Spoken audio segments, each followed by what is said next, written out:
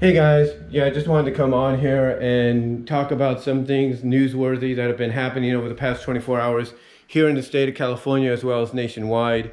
First of all, here in the state of California, according to SFGATE.com, those close to the Gavin Newsom camp or within the Newsom camp are growing increasingly concerned about the recall efforts that have been happening over the past year to recall Gavin Newsom as governor. This has happened before in the past where there have been attempts to get him out as governor, if not as mayor of San Francisco, and they have failed. But this time it looks like it's going to be successful. It's going to succeed. Basically, according to sfgate.com, all that is needed is about, I think, 600,000 more signatures to the close to 900,000 that they have now. To get a recall election up and running, as well as possibly, to kind of skip ahead or get on track faster for it to happen. They would need financial backing in a big way, just like in the 2003 recall. So yeah, basically the camp, those close to Newsom and all that, are growing, according to sfgate.com, growing increasingly concerned about what's happening with the recall efforts.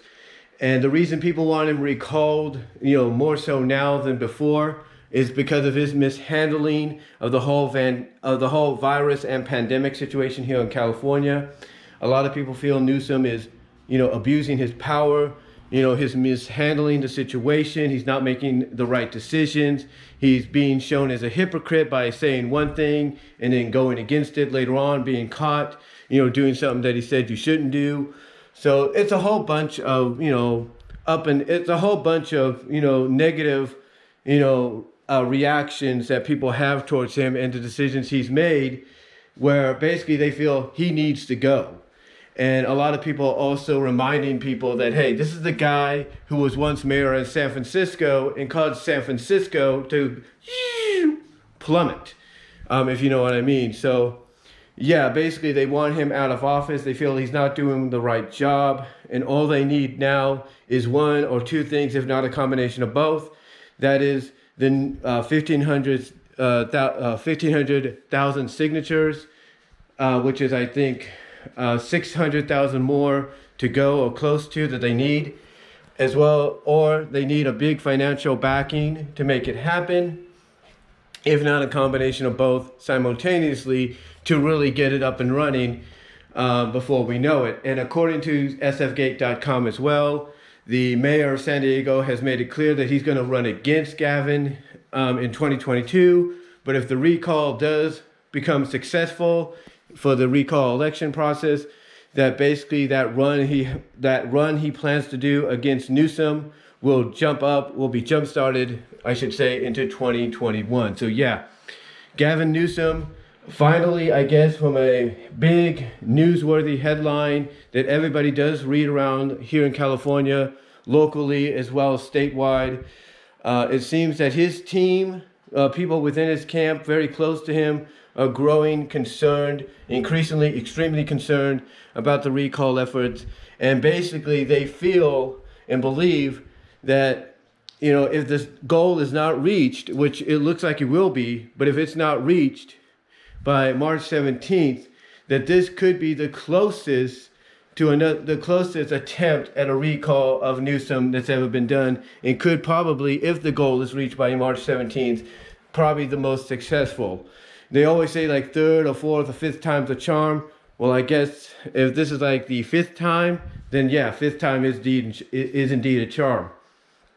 Now, as far as nationwide, countrywide, the big news that broke today, the FDA has given the green light. They have given the approval for the Pulitzer, I can't pronounce the name, but one of the vaccines, the Pulitzer vaccine, to be distributed and given to everyone around to combat the virus.